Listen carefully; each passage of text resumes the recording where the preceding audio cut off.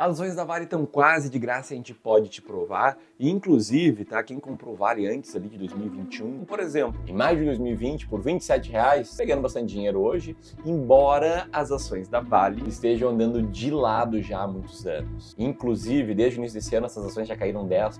E tem gente se questionando se pior ainda tá por vir depois da empresa ter perdido mais de 2 bilhões de valor de mercado. Enquanto isso, também tem banco recomendando compra. E clubista aqui dizendo que quem não tem ações da Vale é louco. Será que é mesmo? Vamos falar sobre Vale nesse vídeo aqui. Que ao longo da narrativa, eu e meu sócio Felipe Almeida vamos te provar que Vale tá quase de graça, de acordo com a nossa estratégia de ações mais baratas da bolsa, e te explicar como é que funciona essa estratégia, que eu não posso prometer resultados, mas posso prometer muita clareza de que você vai, convicção no que você está fazendo, vai tomar decisões com muito menos ansiedade e mais tranquilidade. Tem mais enrolação, Felipão Bola tá contigo, e você que tá assistindo, comenta aqui se tem ações da Vale sim ou não.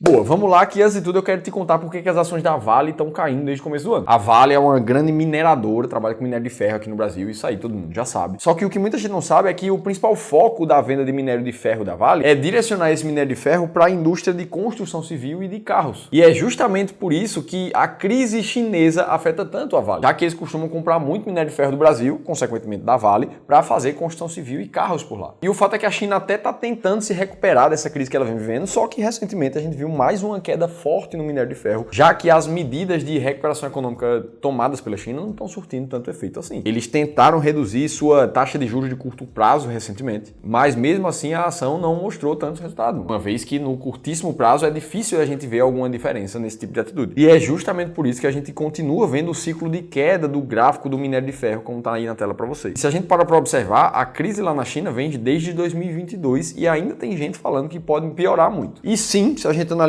de forma contextual, isso parece ruim para a Vale. Só que nem tudo no balanço da Vale, nos números dela está perdido, e eu vou te provar o porquê disso. Ao mesmo tempo, eu preciso fazer um disclaimer muito grande que não é porque a Vale está barata e eu vou te provar isso que você deveria apostar todo o seu dinheiro numa empresa só como a Vale. E eu tô te comentando isso porque em uma das consultorias de investimento que a gente fez semana passada aqui no Clube do Valor, a carteira desse investidor, que tinha um portfólio ali de pouco mais de 10 milhões de reais, tinha uma concentração de pouco mais de 700 mil só nas ações da Vale. Isso dá cerca de 7% do patrimônio dele. Não é tão alto assim, mas o que preocupou a gente é que a posição em outras ações da carteira era bem menor do que isso. Inclusive, na Goal 4, ele tem menos de 60 mil reais, 10 vezes menos. E quando foi questionado por que ele tem muito mais em Vale do que em Goal, ele disse que Goal estava muito suscetível à crise da China, do minério de ferro. E isso é verdade, um caso muito parecido com o da Vale, só que com pesos muito diferentes na carteira. E foi nesse momento que a gente precisou mostrar o nosso sistema de alocação estratégica, que visa mostrar não só quais são as ações mais baratas, as que mais pagam dividendos da bolsa, mas também balancear muito bem a carteira entre essas ações escolhidas. Essa, inclusive, foi uma das alterações que a gente fez nessa carteira de investimentos aqui. E isso só aconteceu porque ele se reuniu durante 1 hora de forma individual para contar o caso dele com um consultor de investimentos profissional certificado que trabalha com isso há anos. A gente precisa lembrar que o vídeo é sobre uma empresa somente, mas quando aplica uma ação na carteira de um investidor, pessoa física, assim como eu, assim como você, a gente não está falando mais somente de uma empresa. A gente está falando do futuro de uma família, da renda passiva que vai sustentar uma família inteira, um trabalhador durante anos. E é por isso que a gente precisa levar esse processo de forma muito racional e muito a sério. Não à toa, o feedback que esse investidor teve depois da consultoria foi falando que é muito bacana ter uma estratégia como essa, principalmente para quem não tem tanto tempo nem tanto conhecimento para continuar evoluindo seu patrimônio. Por isso que se você é como esse investidor aqui, eu preciso te convidar para participar de uma consultoria gratuita junto com um dos nossos especialistas de investimento. São somente 7 vagas liberadas para essa semana. Então clica nesse botão aqui, preenche um breve formulário que vai aparecer para você, que também vai estar na descrição do vídeo. Como é tudo 100% gratuito, você não tem nada para perder. Vai lá e preenche que dá menos de 15 segundos. Beleza, então a gente entendeu que a Vale tem um desafio pela frente. E foi esse um dos principais motivos que fez com que ela perdesse 2 bilhões e meio em valores de mercado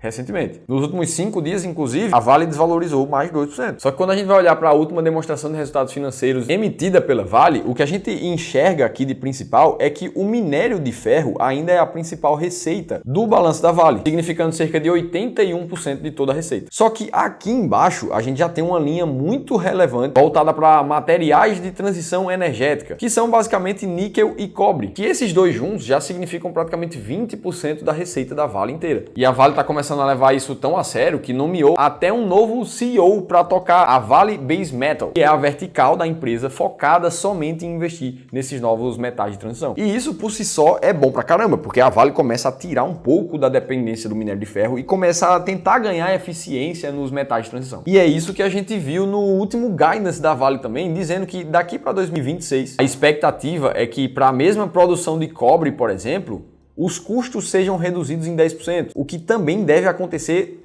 na produção de níquel. Ou seja, continuar produzindo bem e gastando cada vez menos. Até porque um dos grandes problemas que existe nessa transição para metais da energia do futuro, vamos chamar assim, é justamente os custos. Se a gente faz uma breve comparação de quanto custa produzir os metais de transição energética aqui na Vale e depois olha para quanto custa fazer as soluções de minério de ferro da Vale, a gente vai ver uma diferença de margem gigantesca. Dito tudo isso, se a gente faz um balanço de tudo que a gente acabou de falar, a Vale está sofrendo bastante realmente com a crise chinesa ainda. Só que ela está buscando encontrar novas formas de receita, principalmente no futuro, com os metais de transição de energia. Em compensação, a eficiência desses novos metais ainda é um problema muito grande, só que tem jeito de resolver no futuro. É isso que ela disse no último guide. Então, nesse contexto inteiro, em que tem coisas que parecem ruins, mas nem tudo está perdido, em algum momento as coisas parecem que vão se resolver, como é que a gente prova com números que a Vale continua barata? Afinal de contas, se você já nos acompanha aqui no Clube do Valor, você deve saber que a gente não está nem aí com a expectativa do que vai acontecer com a política, com a economia chinesa. Isso pode até ser importante de saber para a gente continuar informado e entender no mercado, só que isso não vai para as projeções, muito menos para a tomada de decisão se vale a pena comprar uma empresa ou não. Afinal de contas, se a gente pensar direitinho, no mercado de investimentos o retrovisor ele é sempre mais nítido do que o para-brisa. E é justamente isso que a gente faz quando a gente olha para a planilha inteligente de seleção de ações e digita o código da Vale aqui, para olhar para o preço atual dela, em torno de R$60 nesse momento, um preço por valor patrimonial acima de 1, um preço sobre lucro abaixo de 7, 6,8, e mantendo um dividend yield acima dos 10%. Tudo isso com um retorno dos últimos 6 meses negativo em quase 6%. Além disso, a dívida da Vale, comparada com sua geração de caixa medida pelo EBITDA, está em mais de 3 nesse momento, o que é uma dívida entre controlada e alta. Se a gente compara com a Goal aqui, por exemplo, a gente vai ver métricas similares, exceto pelo preço por valor patrimonial, que no termo da Goal está bem mais baixo nesse momento. E aí é justamente nesse momento que muita gente pode pensar, poxa Felipe, mas a Vale então não está tão barata assim. Olha o preço por valor patrimonial dela, que está mais do dobro do que a Goal. E esse aqui é um ponto muito relevante, uma vez que olhar somente para o preço por valor patrimonial de uma empresa não faz tanto sentido para você dizer se ela está barata ou cara. Lembra que no múltiplo preço por valor patrimonial você está dividindo a cotação atual da empresa, ou seja, o valor de mercado dela, pelo valor do patrimônio líquido da empresa, ou seja, seus ativos menos os seus passivos. Basicamente é tudo que a empresa tem hoje de imobilizado, de ativos intangíveis, tirando todas as suas dívidas. E o problema de analisar friamente essa métrica é que a gente não olha em nada para lucro, para geração de caixa da empresa, que é o que realmente falam se a empresa está saudável na sua operação. E é por isso que a principal métrica que a gente olha para analisar se a empresa está cara ou está barata é o EV/EBITDA. Inclusive, você consegue fazer o download dessa planilha aqui para fazer as suas próprias comparações de análises fundamentalistas. É só clicar num link que vai estar aqui embaixo na descrição ou em um que eu vou deixar aqui em cima. Tudo gratuito. Mas o fato é que quando a gente começa a passar alguns filtros no mercado e procurar as empresas que estão mais baratas em termos de EV/EBITDA e a gente olha para o passado para testar se isso fez sentido, o que a gente vê é que sim. Escolher as 20 empresas mais baratas da bolsa desse jeito, por exemplo, trouxe um resultado 5 vezes maior do que escolher as empresas mais caras da bolsa. E esse é um dos indícios que a gente usa para encontrar as 20 empresas mais baratas da bolsa, só que com 3, 4 minutos aqui é muito pouco para eu te explicar detalhes de como ela realmente funciona. Por isso que eu vou deixar um e-book que a nossa equipe escreveu te detalhando como a gente chegou nessa estratégia. E o melhor de tudo, 10 empresas que estão extremamente baratas no final desse e-book. Você pode baixar também gratuitamente no link aqui em cima ou na descrição do vídeo. Pois bem, dito tudo isso, pegando o EV/EBITDA da Vale e transformando ele em Earning Yield, que é basicamente o inverso dessa fórmula, a gente chega no resultado que a Vale está na 6ª colocação entre as empresas mais baratas da bolsa nesse mês atual. Então é assim que com números a gente olha realmente se uma empresa, independente da narrativa, se ela faz sentido de comprar ou se não faz, para quem olha para empresas baratas. Agora, se você quiser saber o que está acontecendo com o Banco do Brasil, qual é o segredo que a Aloysio Bassi já descobriu e tá pouca gente olhando para isso, você precisa assistir esse outro vídeo aqui que eu te contei tudo isso. Estou te esperando por lá.